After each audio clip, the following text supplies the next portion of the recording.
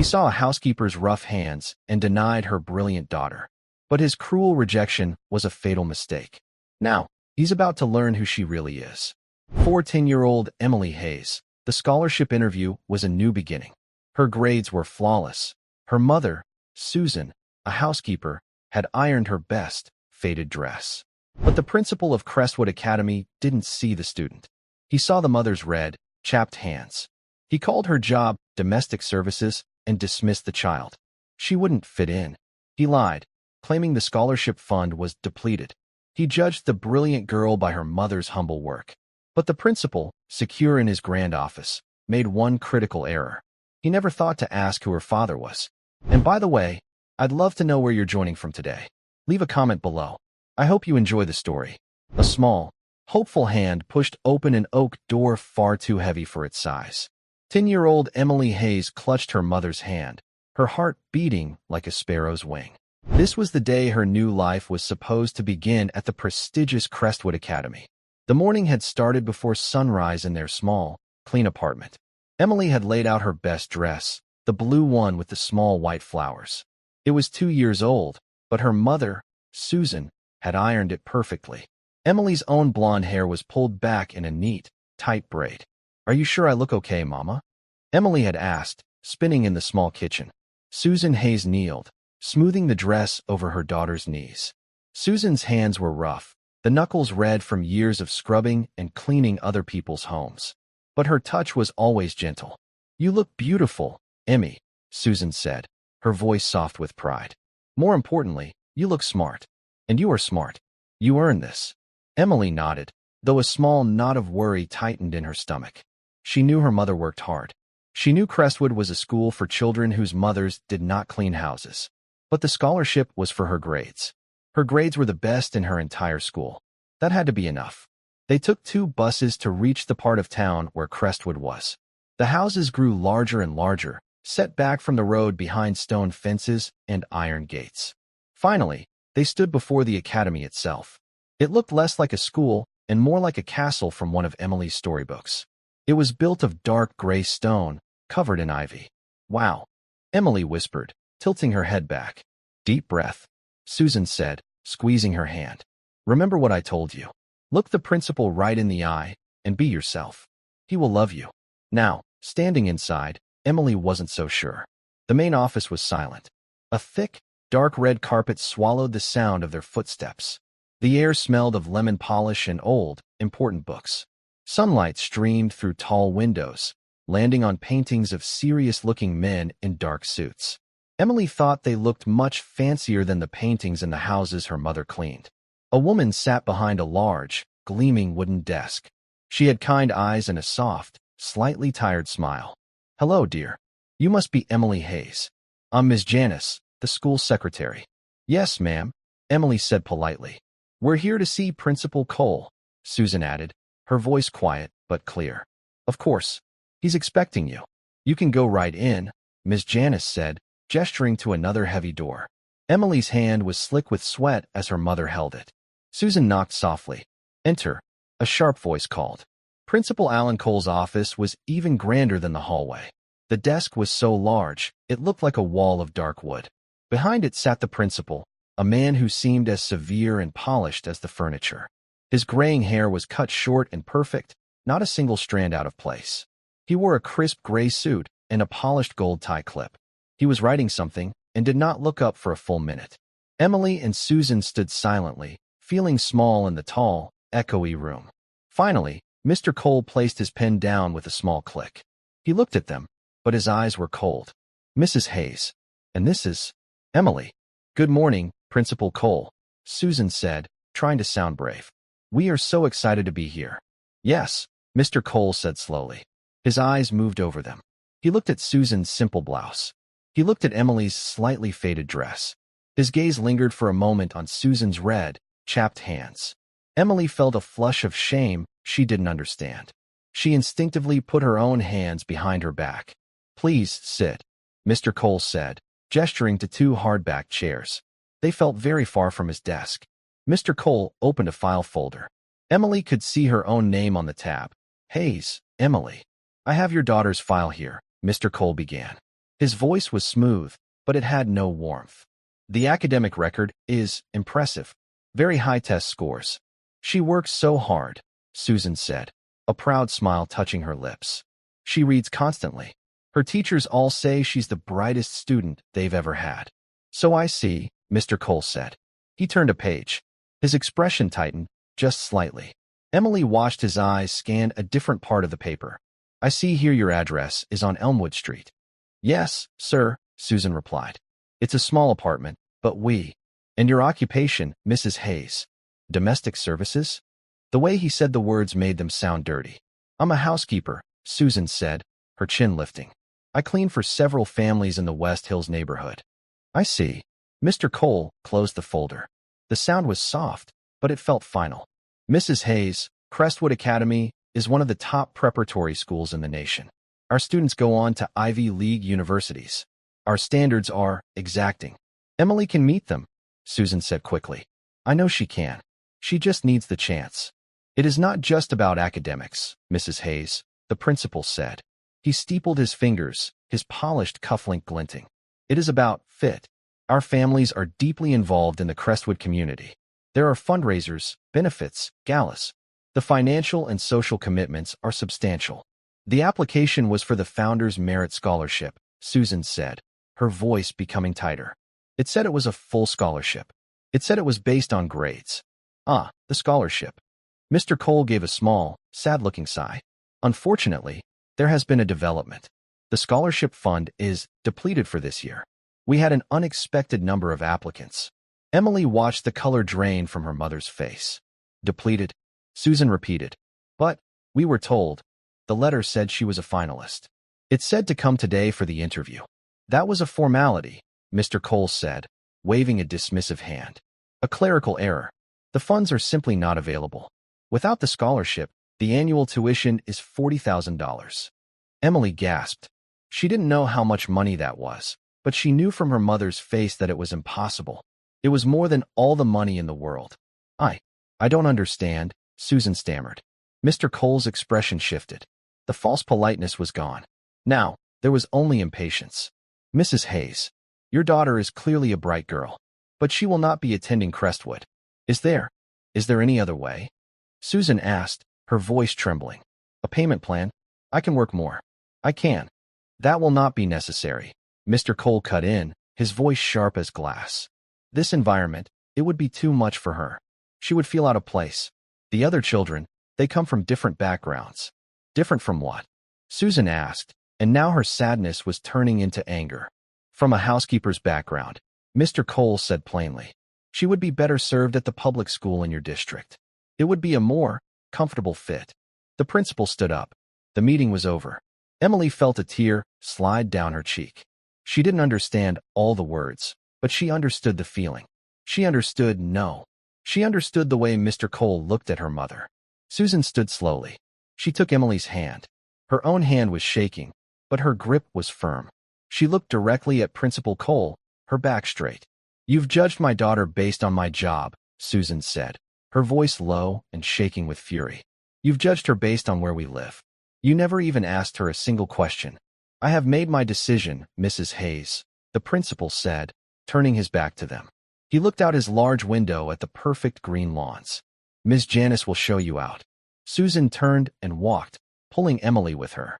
Emily looked back one last time, but the principal was still admiring the view. They walked through the silent, polished office. Miss Janice, the secretary, was watching them. Her face was full of pity. As Emily passed the desk, Miss Janice quickly and quietly slipped something into her hand. Emily looked down. It was a shiny red apple. You keep your chin up, sweetie, Miss Janice whispered, so low only Emily could hear. You're a star. Then the heavy oak door closed behind them, shutting them out. They stood on the stone steps of the great school. The bright, sunny day suddenly felt cold.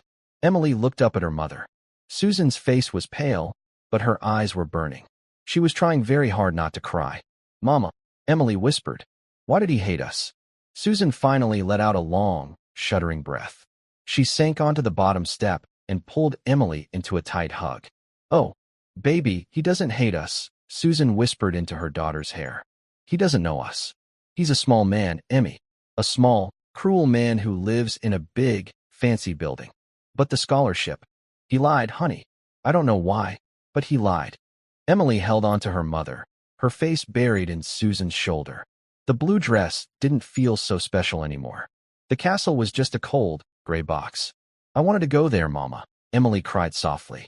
I know, Susan said, stroking her hair. I know. They sat there for a long time. They had to wait 45 minutes for the next bus. The ride home was long and silent. They passed the big houses with their iron gates, and then the smaller houses, and then the rows of apartments. When they got back to their own apartment, it felt tiny, but it was warm, and it smelled like cinnamon from the breakfast Susan had made.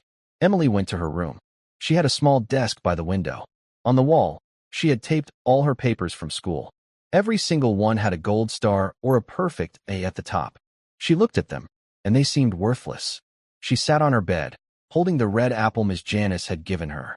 It was the only good thing that had happened all day. In the kitchen, Susan made 2 cups of tea, even though it was the middle of the day. Her hands were still shaking. She felt humiliated. But beneath the humiliation, a hard, cold anger was forming. It wasn't just for herself. It was for Emily.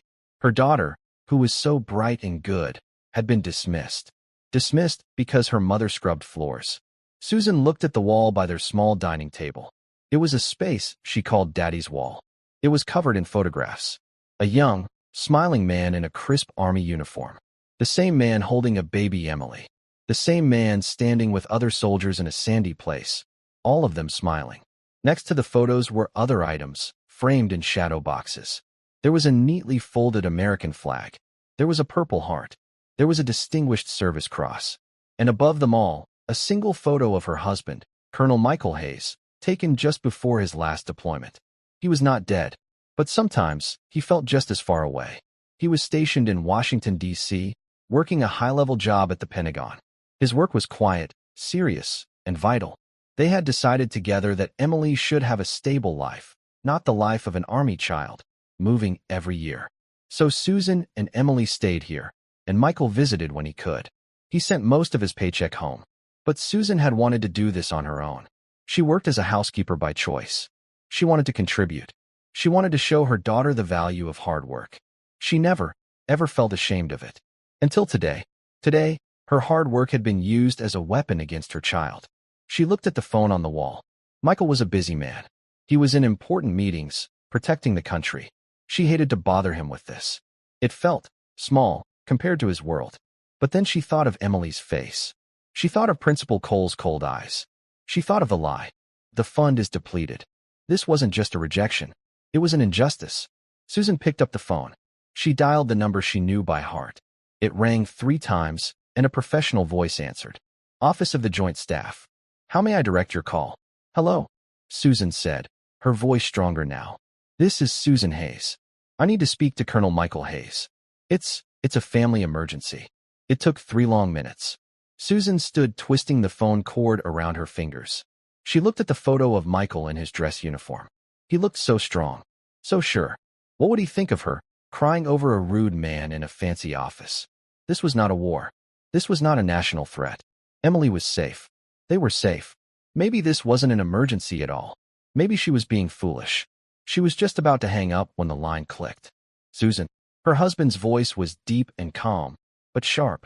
It was the voice he used when he was worried, when he was pulled from important work. Michael?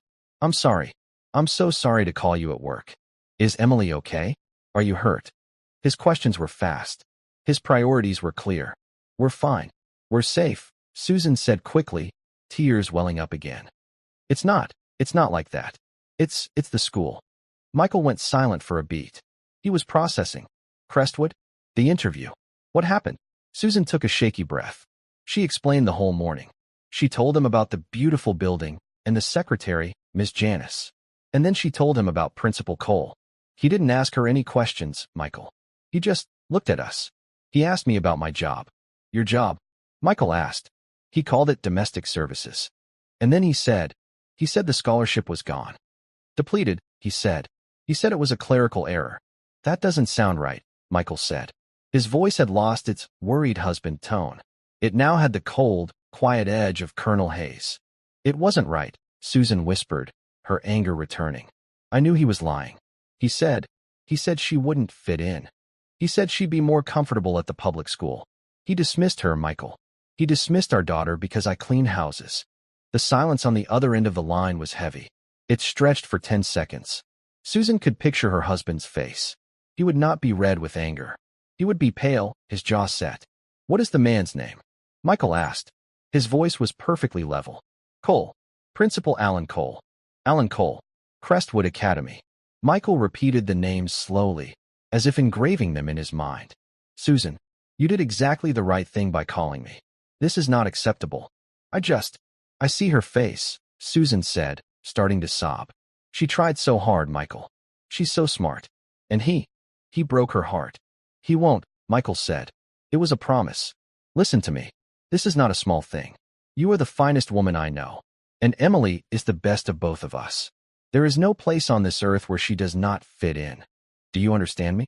Yes, Susan whispered. I have to make some calls. This is not over. You comfort our daughter. Tell her Daddy is very proud of her. Tell her she earned that spot, and I will not let a small-minded bully take it from her. Are you coming home? She asked. Not yet. It's better if I handle this from here first. But I will call you tonight. I love you. I love you too. She hung up the phone. She felt better. She wasn't alone in this. But she also felt a new kind of dread. Michael was a man who solved problems. When he focused on a problem, the problem usually regretted it. Emily was in her small bedroom. She had heard her mother's side of the conversation. She heard Daddy. She heard emergency. She heard her mother crying. A cold stone of guilt settled in her stomach. She knew her father's job was a secret. She knew it was about protecting the country. She pictured him in a dark room full of maps and important men. And now, her mother had called him, crying. All because Emily wasn't good enough for the fancy school. She had failed. And now her failure was so big, it had become a family emergency. She had bothered her father. She had made her mother sad. The 8 papers on her wall seemed to mock her. Susan came into the room, her eyes a little red, but her face set with new strength. She sat on the edge of Emily's bed. Hey, sweetie, Susan said softly. I heard you talking to Daddy, Emily said, her voice small. She wouldn't look at her mother. She just stared at the red apple in her hands. I did. I told him what happened. Is he mad? Emily whispered. Is it an emergency because of me? Because I failed. Susan's heart broke all over again. She pulled her daughter into a tight hug. Oh, Emmy.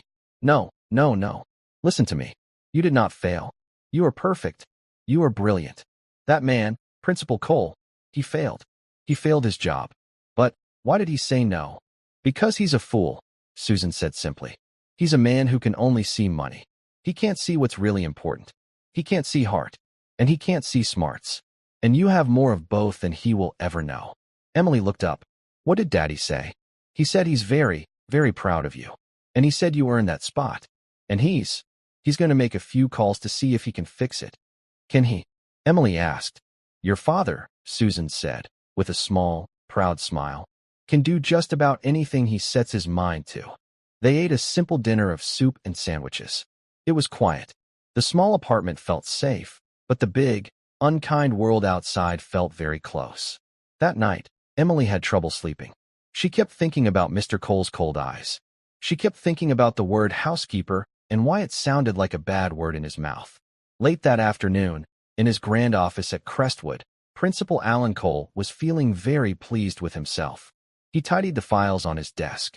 The Hayes file was already in the rejected pile for Ms. Janice to process. He had solved a difficult problem. The girl was bright, yes, but she would have been a problem.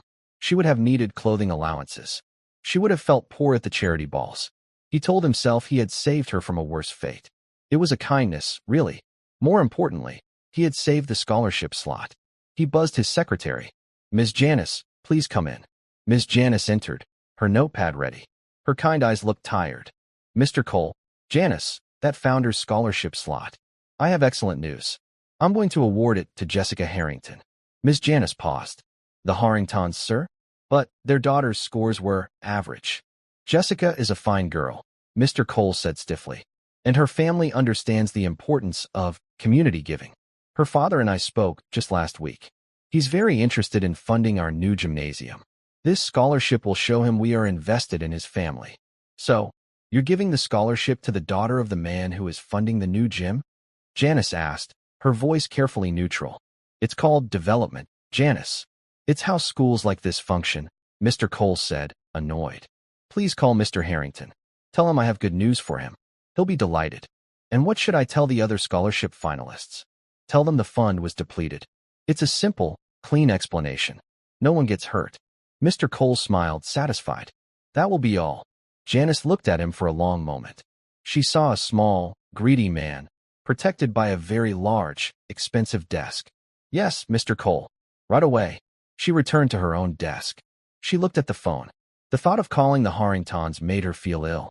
She thought of that little blonde girl's hopeful face. She thought of her poor mother's red hands. Janice had worked here for 20 years. She loved the school, but she did not always love the people who ran it. Before she could make the call, her own line rang. She picked it up with her usual professional greeting.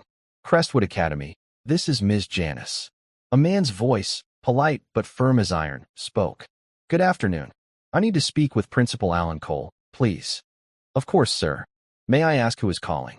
This is General Peterson. I'm calling from the Pentagon, on behalf of the Joint Chiefs of Staff. Janice sat up straight. Her pen clattered onto the desk. The Pentagon? The Joint Chiefs? This was far above the usual parent phone call. One moment, General, she said, her hand shaking just slightly. She pressed the intercom button for the principal's office. Mr. Cole, I'm busy, Janice, his voice snapped. Sir, I apologize, Janice said, her voice formal and stressed. But I have a General Peterson on the line for you. He says he is calling from the Pentagon. There was a pause. Mr. Cole's annoyance vanished, replaced by a sudden rush of interest. The Pentagon. This must be about a new, high-profile family. Maybe a senator's son or a general's daughter. This was exactly the kind of student he wanted. Well, don't keep him waiting, Janice. Mr. Cole's voice was suddenly smooth as silk. Put him through immediately. Janice clicked the button, connecting the call. She leaned back, her heart pounding. She had no idea what was happening, but a strange feeling was settling over her. She looked at the phone number for the Harrington family. She decided to wait a little while before making that call. Inside his office, Principal Cole straightened his tie and smoothed his suit jacket. He took a sip of water. He wanted his voice to be strong and impressive. This was an opportunity. He picked up the receiver. Alan Cole speaking. Mr. Cole, the voice on the other end said. It was deep, crisp, and carried an authority that Cole had never heard before. It was not a voice that requested. It was a voice that commanded. This is General Mark Peterson. I'm calling from the office of the Joint Chiefs of Staff. General, Cole said, his voice instantly becoming warm and respectful. What an honor. How can Crestwood Academy be of service to you and our armed forces? I'm calling about a specific administrative matter, the general said. He did not return the pleasantries. It concerns your founder's merit scholarship. Cole's stomach did a small flip. He thought of the Harrington family. Did they have a military connection he didn't know about? Of course, General, Cole said, trying to sound helpful. It's our most prestigious award for incoming students. We've just completed our selection process. So we understand, the general said. We also understand that a finalist for that scholarship, a child with a perfect academic record, was informed this morning that the scholarship fund was, quote, depleted. Can you confirm this? Cole began to feel a cold trickle of sweat. This was not about the Harringtons. Well, yes, General, Cole stammered, his professional smoothness cracking. We had an unexpected number of qualified applicants. It was a very difficult decision. A simple administrative issue, I assure you. A clerical error, I believe was the term used, the general said. His voice was like ice. Mr. Cole, the child in question is Emily Hayes. Cole's blood ran cold. He gripped the phone receiver so hard his knuckles turned white. Hayes, the housekeeper's daughter. How could this be? Emily Hayes. Cole repeated, trying to sound confused, as if he barely remembered the name. Do not waste my time, Mr. Cole. Emily Hayes, 10 years old, blonde hair, applicant for the Founder's Scholarship, daughter of Susan Hayes. The general paused, and the next words were spoken with slow, deliberate weight. And daughter of Colonel Michael Hayes. Cole stopped breathing. Colonel? I was not aware of a military connection, Cole managed to say. That is precisely the problem, General Peterson said. You were not aware. You were not aware that Colonel Hayes is one of the most decorated strategic officers in the United States Army. You were not aware that he is currently serving in a vital, high-level capacity at the Pentagon. And you were not aware that the U.S. military takes a very, very dim view of its service members' families being treated with prejudice. Prejudice, Cole yelped, his voice high and thin. I assure you, General, there was no. It was purely a financial matter. The scholarship fund. The scholarship fund, the General cut in, his voice dangerously quiet, which you told Mrs. Hayes was depleted. And yet, our information indicates that just this afternoon, you awarded that same scholarship to a Miss Jessica Harrington. Cole felt as if the floor had dropped out from under him. How could they know that? Furthermore, the General continued, his voice relentless. Our information suggests Miss Harrington's father is a potential donor for a new athletic facility, and that Miss Harrington's academic record is average, not in the same league as the daughter of a national hero, a man who, I will remind you, took a bullet in Kandahar so that men like you could sit in nice, safe offices and manage scholarship funds. Cole was trembling. He was completely exposed. This was not a clerical error. This was a scandal. General, I seem to have been misinformed, Cole sputtered. There has been a terrible misunderstanding. My finance department must have. You are the finance department, Mr. Cole, the General stated. You are the principal, and you are the one who will fix this. Colonel Hayes and his wife did not ask for special treatment. They only asked for what their daughter earned. A fair chance. You denied her that. You did so based on her mother's simple, honest work. I can. I will look into it immediately. You will do more than look into it, General Peterson commanded. You will rectify this clerical error. You will call Mrs. Hayes. You will apologize to her. And you will give Emily Hayes the full scholarship she earned. Am I understood? Yes, General. Perfectly. I expect to receive a call from Colonel Hayes by 0900 tomorrow, confirming that this has been done. The General paused. And Mr. Cole, this kind of misunderstanding, it reflects very badly on the leadership of an institution. Very badly indeed. Good day. The line clicked. Alan Cole sat at his desk. He was shaking. His crisp gray suit felt damp with sweat. He looked at the phone as if it were a snake. He had insulted a housekeeper, and he had brought the full weight of the United States military down on his own head. He looked at the phone number for Mr. Harrington. The call he was about to make to his prize donor had just become a nightmare. Outside the principal's office, Miss Janice had not heard the words. She had only heard Mr. Cole's voice. She had heard his smooth, confident tone turn into a high-pitched, panicked squeak. She had heard the words, "Yes, General." When the intercom finally buzzed, it was a weak, rattling sound. Janice. Yes, Mr. Cole. Get me the file for Jessica Harrington. And get me the file for Emily Hayes. Now. Yes, sir, Janice said. She stood up, a small, secret smile on her face. She went to the rejected pile and pulled out Emily's file. 200 miles away, in a quiet, secure office in Washington, D.C., Colonel Michael Hayes hung up the phone. He was not in uniform. He was in a simple black polo shirt and slacks, the required attire for his plainclothes assignment at the Pentagon. He stared at the photo of Susan and Emily on his desk. His door opened, and a large man in a full dress uniform, stars on his shoulders, walked in. It was General Peterson. He was not a cold man. He was, in fact, Michael's oldest friend and mentor. Well, General Peterson asked, his voice now warm and rumbling. He folded, Michael said, a muscle in his jaw tight. He'll make it right. I should hope so, the general grumbled. A man who insults an honest day's work. I've got no patience for it. And to do it to your family, Mike, after all you've. It's done, Mark, Michael said, cutting him off gently. He didn't want thanks. He just wanted it fixed. I appreciate the call. I owe you. You owe me nothing, the general said. It's the least we can do. You take care of this country. We take care of your family. That's the deal. Now, about that briefing for the secretary. Michael nodded, his mind already shifting back to maps and national security. But for a moment, his thoughts stayed on a small apartment on Elmwood Street. That evening, the phone rang in the Hayes apartment. Emily, who was doing her homework at the small dining table, jumped. Susan went to answer it, her hand hesitating. Hello, it's me, Michael's voice came through the line, calm and steady. Michael, did you find anything? I did, he said. I made a few inquiries. It seems there was a significant clerical error, just as we thought. What does that mean? Susan asked, gripping the phone. It means that Principal Cole will be reevaluating his decision. I have a strong feeling you're going to get another call from the school, probably tomorrow morning. Are you sure? Susan whispered, not daring to hope. I am sure, Michael said. You just be ready to accept his apology. He's going to apologize? I believe he will be, highly motivated to do so, Michael said. How's Emmy? Susan looked over at her daughter. Emily was watching her, her eyes wide with a mix of fear and hope. She's right here.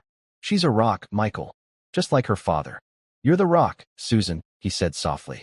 I'll call this weekend. I love you both. We love you. Be safe. Susan hung up and turned to Emily. That was Daddy. Is it fixed? Emily asked. Susan pulled her daughter in for a hug. He thinks so, honey. He thinks that mean man made a big mistake, and he's about to find out just how big it was. The next morning, Alan Cole arrived at Crestwood Academy before the sun was up. He had not slept. He looked pale and rumpled. His first call was to Mr. Harrington. It was a disaster. What do you mean, mistake? Harrington boomed over the phone. You told me Jessica was in. You gave me your word. I know. Robert, I know. Cole said, wiping his face with a handkerchief. But there's been a review. The board of trustees stepped in. They felt the primary scholarship. It had to go to another candidate. A hardship case. A hardship case? You told me it was depleted. You're a liar, Cole. We can still find a place for Jessica. Not at your school. You won't. Harrington roared. And you can forget about the gymnasium. I'm pulling my support. You'll be hearing from my lawyers. The line went dead. Alan Cole sat at his desk, his head in his hands. In 12 hours, he had been humiliated by a general, lost $1 million donation, and now he had to make the most humiliating call of all. He found the number for Susan Hayes. He dialed it, his hands shaking. The phone rang, splitting the quiet morning in the Hayes apartment. Susan and Emily were at the kitchen table. Emily was just moving cereal around in her bowl. She had not wanted to eat.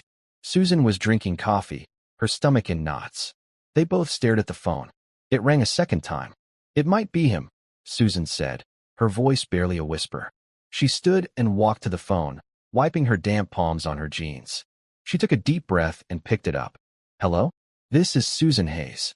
A man's voice cleared his throat. It was a weak, strangled sound. Mrs. Hayes. This is Principal Alan Cole from Crestwood Academy. Susan stood up straight. She held the phone tightly. She said nothing. She let the silence stretch. I'm calling about our meeting yesterday, he stammered.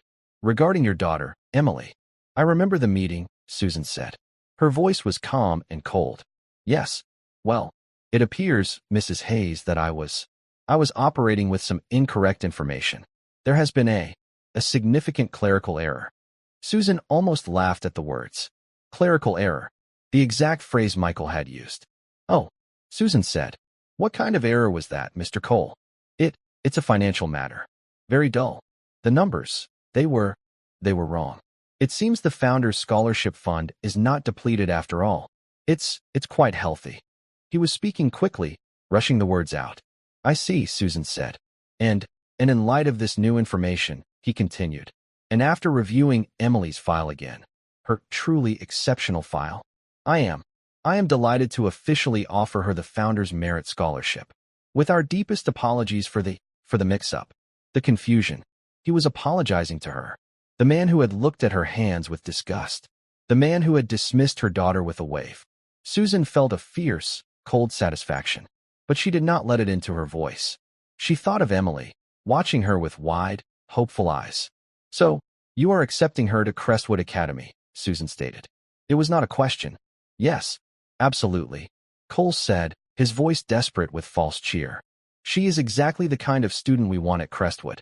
A truly brilliant girl. We would be honored to have her. And the fit? Susan asked, and she could not help herself. Yesterday, you were concerned she would not fit in. That she would be more comfortable at her local school.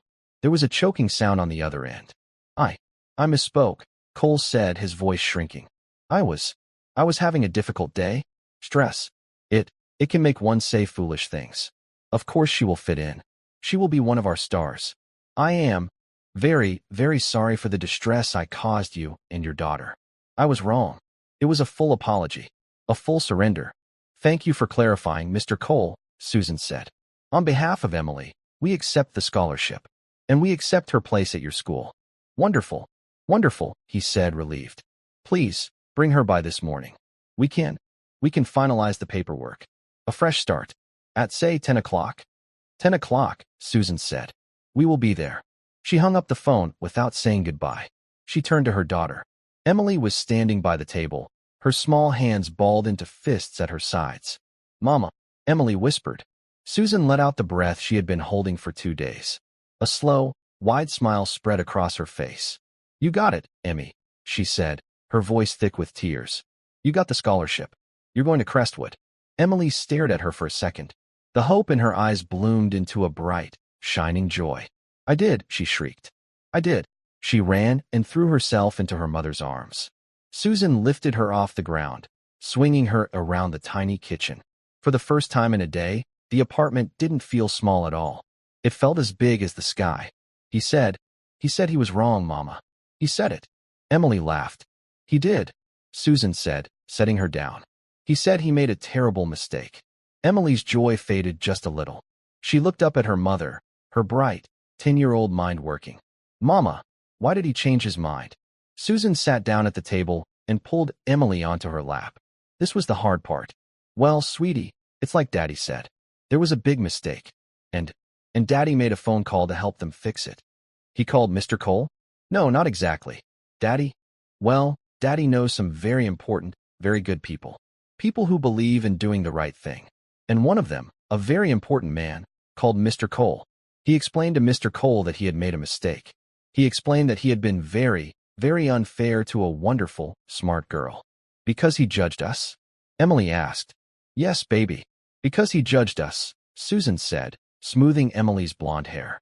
He looked at my job, and he made up his mind. He didn't know anything about us. He didn't know about all your gold stars. And he didn't know? He didn't know about Daddy, Emily finished softly. He didn't know about Daddy, Susan agreed.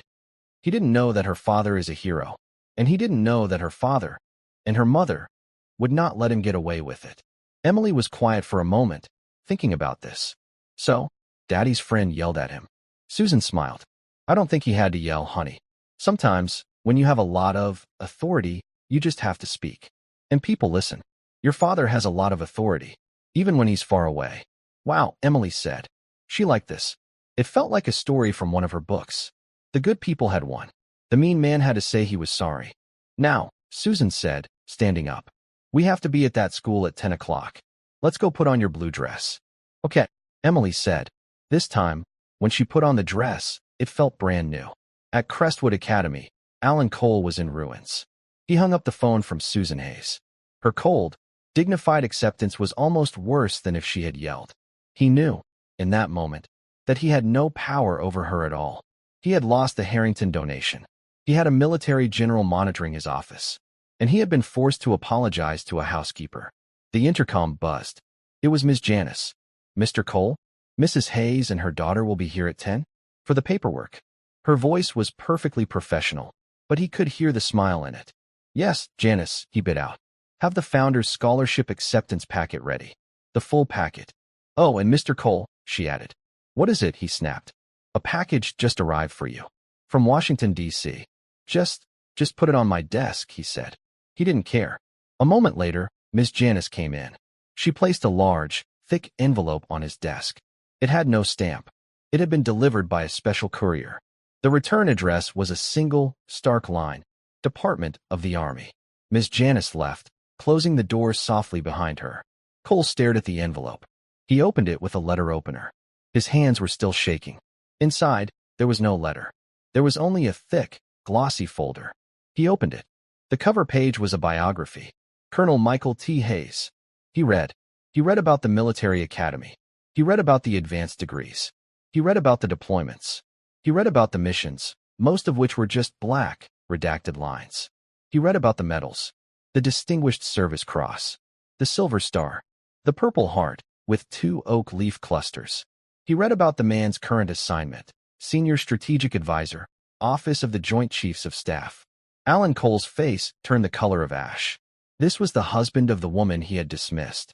This was the father of the child he had called a bad fit. He had not just insulted a housekeeper. He had insulted a decorated war hero, a man who reported directly to the most powerful military leaders in the world. He suddenly, sickeningly, understood. This was not a clerical error. This was a military operation.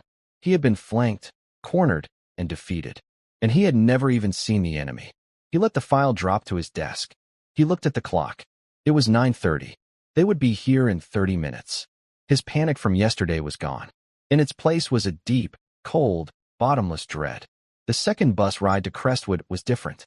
Emily sat with her back straight, looking out the window. The big houses didn't seem as scary today. They just seemed like houses. She wasn't a small girl asking for a favor. She was a student. She belonged. Susan held her hand, but this time, her grip was relaxed. As they walked up the stone path, the heavy oak doors of the school seemed to open just a little bit easier. When they stepped inside, the main office was not silent. Miss Janice was at her desk, but she was not alone. Standing beside her desk, looking out the tall window, were two men. They were both in uniform. Not the camouflage that Emily had seen in her father's pictures from far away. These were deep, perfect, dark blue uniforms, covered in medals and ribbons. They were crisp, pressed, and powerful. One man was older, with gray hair and stars on his shoulders. He looked like the portraits on the walls, only he was real. The other man turned from the window as the door opened. He was tall and strong. His face was serious, but his eyes were smiling. "Daddy," Emily whispered. Colonel Michael Hayes broke his formal stance and knelt, opening his arms. "Hey, Emmy Bean," he said, his voice thick. Emily let go of her mother's hand and ran. She flew across the polished floor and leaped into her father's arms. He caught her in a hug, so tight it lifted her off the ground. "You're here," she cried into his shoulder. "You're really here. I told you I'd fix it," he whispered, kissing the top of her blonde head. "I had to come see my girl on her first day." Susan walked over, tears streaming down her face. Michael held out one arm and pulled her into the hug. He held his two girls, his family, together in the main office of Crestwood Academy. "I missed you, Mike," Susan whispered. "I missed you more," he said. After a long moment, they parted. Michael stood up, holding Emily's hand. The other man, the general, stepped forward. He had a kind, grandfatherly smile. "You must be Emily," he said, his voice a low, friendly rumble. "I've heard a great deal about you. Are you the one who called?" Emily asked, her voice full of awe. The general laughed. "I am. I'm General Peterson. Your father and I go way back. We couldn't let a little clerical error stand in the way of a brilliant student. Now, could we?" "No, sir," Emily said. Just then, the door to the principal's office opened. Alan Cole stood in the doorway. He was pale.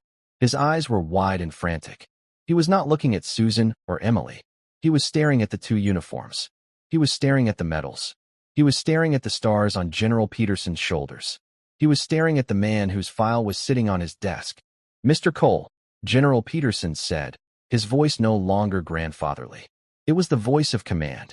"We're here to finalize the paperwork for Emily Hayes." Alan Cole looked at Colonel Hayes. He saw the face from the biography. The war hero. The man he had offended. "Colonel, General," he stammered. I wasn't expecting. Please, come in. All of you."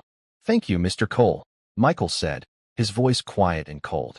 He squeezed Emily's hand. "I believe you've already met my wife. And this is my daughter." They walked into the grand office. The room that had felt so large and intimidating yesterday now seemed small, crowded by the presence of the two uniformed men. Alan Cole was a puddle of a man, desperately trying to hold his shape. He was sweating. His face was a sickly, pale gray. His eyes darted from the stars on General Peterson's shoulders to the rows of ribbons on Colonel Hayes's chest, and then to the damning personnel file on his desk. Please sit down," Cole said, gesturing not to the hard-backed chairs of yesterday, but to the expensive leather sofa and armchairs in the corner of his office. Can I get you some coffee? Water?" "We are not here for coffee, Mr. Cole," General Peterson said. His voice was a low rumble that seemed to shake the windows. He did not sit. He stood at ease, his hands clasped behind his back, looking at the portraits of the school's founders. Colonel Hayes did not sit either. He walked, his footsteps silent on the thick carpet. He moved past the desk and stood next to his wife and daughter, placing a hand on Emily's shoulder. He looked at Cole with a calm, analytical coldness. It was the look of a man identifying a target. "You have the paperwork," Michael said. It was not a question. "Yes. Yes, of course." Cole fumbled, scrambling behind his desk. He knocked over a pen holder. "Right here. The Founders Scholarship Acceptance Forms. A full 4-year award." He held the papers out. Michael did not take them. He nodded to his wife. Susan stepped forward. Her back was straight. Her chin was high. She walked to the magnificent desk that had been used to humiliate her. She looked at Alan Cole, her eyes holding no fear and no pity. She simply held out her hand. Cole, trembling, placed the papers in her hand. The hand he had judged. The hand he had called domestic services. Susan took the papers and a pen. She began to sign them, her script neat and strong.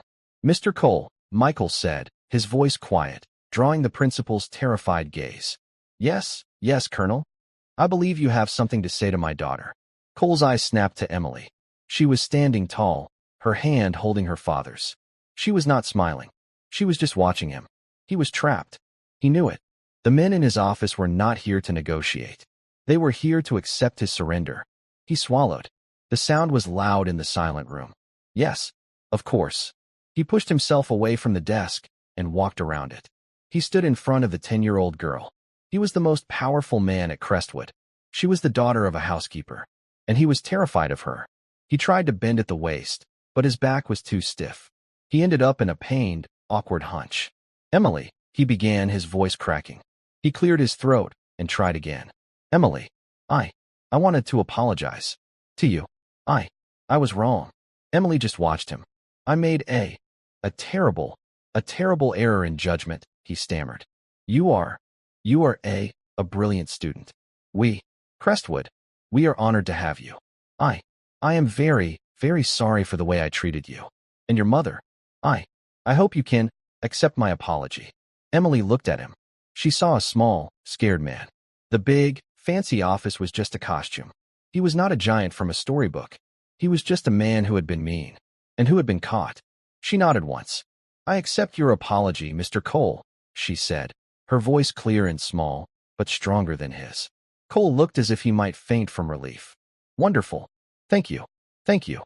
Susan placed the signed papers on his desk. "We are finished here." Yes, of course," Cole said. "School starts on Monday. We will have her uniform and book packet ready." "Miss Janice will handle that," Michael said, cutting him off. He put his hand on the small of Susan's back. "Let's go." General Peterson turned from the window. "Mr. Cole," he said, his voice a final, sharp warning. "We trust.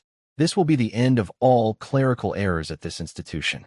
I can assure you, the Department of the Army takes a keen interest in the well-being of its families." "Yes, General. Absolutely, General." "Understood," Cole whispered. Colonel Hayes, Susan, and Emily turned and walked out. General Peterson followed, giving Cole one last look that promised consequences should he ever forget this day. They closed the heavy door behind them, leaving Alan Cole alone in his grand office, a broken man. He sank into his expensive chair, his career in ruins. He had saved a scholarship, but he had lost everything else. In the main office, the air was clear and bright. Miss Janice was at her desk, pretending to type. But her eyes were red, and she was smiling. As the family and the general walked out, she stood up. "Welcome to Crestwood, Emily," she said, her voice warm and genuine. "We are so very happy to have you." Emily let go of her father's hand. She walked to the secretary's desk. She looked at the kind woman who had been the only sunshine in that first, dark visit. "Thank you, Miss Janice," Emily said. She reached into the pocket of her blue dress. I ate the apple. It was very good." Miss Janice's eyes welled with tears. She reached across the desk and briefly squeezed Emily's small hand. "You are welcome, dear," she whispered. "You are very welcome. You're going to do great things here." General Peterson smiled. "See, Mike, I told you this was a good school. Just had one bad apple in charge." He looked at his watch. "Well, I must be on my way. I have a plane to catch. Susan, a pleasure to see you again." and young lady, he said, giving Emily a formal, respectful nod. I expect to see your name at the top of the honor roll. Yes, sir, Emily said, snapping a small, clumsy salute. The general laughed, a big, warm sound. He gave Michael a quick, firm hug. Take care of them, Mike. Always, Mark. Thank you. The general left, and the main doors closed. For a moment, the three of them stood in the quiet, polished hall. It was the first time they had been together as a family in 6 months. So, Michael said, looking down at his daughter. This is a pretty fancy place. It's okay, Emily said, shrugging. It's just a building. Susan and Michael laughed. Come on, Michael said, taking Susan's hand in one of his and Emily's in the other. Let's get out of here. I'm taking my 2 best girls out for lunch. Any place you want. Any place. Emily asked. Any place. Can we get hamburgers? We can get all the hamburgers in the world, Michael said. They pushed open the heavy oak doors together. As they stepped out into the bright morning sunlight, Susan looked back at the gray stone towers of Crestwood Academy. It was not a castle, and it was not a cold, gray box. It was just a school, and her daughter belonged there. 2 days later, they were at the bus station. It was gray and drizzling. Michael was in his civilian clothes again, his bag at his feet. His time was up. Do you have to go, Daddy? Emily asked, holding onto his jacket. I do, Emmy Bean, he said, kneeling. He tucked a strand of blonde hair behind her ear. I have to get back to my job. General Peterson can't have all the fun, can he? Are you going to yell at more principals? She asked. Michael laughed, a short, warm sound. I hope not. That's not really my job. My job is just to make sure good people are safe, so they can do their jobs, like your mom, or like you going to school. I love you, Daddy, she whispered, hugging him tight. I love you more, short stuff. Be good. Listen to your mom. And work hard. You earn this. I will, she said. He stood and turned to Susan. They looked at each other, not needing to say all the things they felt. Thank you, Mike, Susan said softly. I could have. I just didn't know how. You did everything right, Susan, he said. He gently took her hands in his, the hands that were red and chapped from work. He turned them over and kissed her palms. Don't you ever let anyone make you feel small because of these hands. They've built our life. They've raised our daughter. They are the strongest, most honorable hands I know. Susan cried then, tears of pride and love. I love you, Michael. Come home safe. Always, he said. He kissed her, and then he kissed Emily one last time. He picked up his bag, gave them one last look, and disappeared onto the bus. Susan and Emily stood, waving until the bus turned the corner. Monday morning was bright and clear. Susan walked Emily to the tall, iron gates of Crestwood Academy. Emily was not wearing her blue dress. She was wearing the Crestwood uniform, a dark green plaid skirt, a crisp white shirt, and a green blazer. It fit perfectly. She looked smart. She looked like she belonged. Susan kneeled, just as she had on that first day. All right, Susan said, her voice soft. A new adventure. Are you scared? Emily looked at the big stone building. She saw other children getting out of fancy cars, all wearing the same uniform. She took a deep breath. A little, she said honestly. But I'm more excited. It's like I said, it's just a building. And you're the smartest girl in it, Susan said, kissing her forehead. Go on. I'll be right here at 3 o'clock to pick you up. Emily nodded. She shouldered her new backpack. She turned to walk away, then hesitated. A few feet away, another girl was standing alone. She, too, had a new-looking uniform. She was nervously twisting a button on her blazer, looking as though she might cry. Emily looked at the girl. She looked at her mother. Susan just smiled, a small, proud nod. Emily walked over to the new girl. Hi, Emily said, her voice clear and kind. My name is Emily. It's my first day, too. The girl looked up, her eyes wide with relief. I'm Jessica, she said. I'm scared. Me too, a little, Emily said. But my dad says it's okay to be scared, as long as you're brave anyway. She held out her hand. Do you want to walk in together? Jessica nodded, a small smile breaking through her fear. She took Emily's hand. Susan watched as her daughter, the housekeeper's daughter, the war hero's daughter, walked through the gates of the grand school. She was not walking in with her head down. She was walking in with her head held high, pulling someone else up with her. She belonged. And that's where we'll end Emily's story for now. Whenever I share one of these, I hope it's a reminder of the quiet strength and dignity found in people like Susan, or the simple, clear-eyed courage of a girl like Emily. It's a story about how easily we can judge by the wrong things, like the roughness of a hand, and miss what truly matters. I'd love to know what you were doing while listening. Maybe winding down for the evening, or on your daily commute. Drop a line in the comments. I really do read them all. And if you want to make sure we cross paths again, hitting like and subscribing makes a huge difference. We're always trying to improve, so feel free to share your feedback below. Thanks for spending this time with me.